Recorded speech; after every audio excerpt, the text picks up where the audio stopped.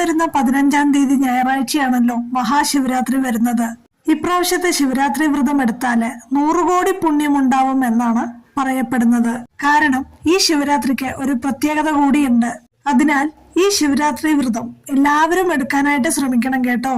ഈ വ്രതം എടുത്ത ശേഷം നമ്മൾ മനസ്സറിഞ്ഞൊരു ആഗ്രഹിച്ച ഒരു കാര്യം അടുത്ത ശിവരാത്രി ആവുമ്പോഴേക്ക് നമ്മൾക്ക് നടന്നു കിട്ടും. ഈ ശിവരാത്രി വ്രതം എങ്ങനെയാണ് നോൽക്കേണ്ടത്, നാളെ മുതൽ അതായത് ഫെബ്രുവരി 14 ശനിയാഴ്ച അന്നു മുതൽ എന്തൊക്കെ കാര്യങ്ങളാണ് നമ്മൾ ചെയ്തു തുടങ്ങേണ്ടത്, ഈ വർഷത്തെ ശിവരാത്രിക്ക് എന്ത് പ്രത്യേകതയാണ് ഉള്ളത്, അങ്ങനെ നിങ്ങൾക്ക് അറിയേണ്ടതായിട്ടുള്ള എല്ലാ കാര്യങ്ങളും വീഡിയോ ചെയ്തിട്ടുണ്ട്. അതിനായി ഇതിന്റെ റിലേറ്റഡ് വീഡിയോ കണ്ടാൽ മതിയാവും.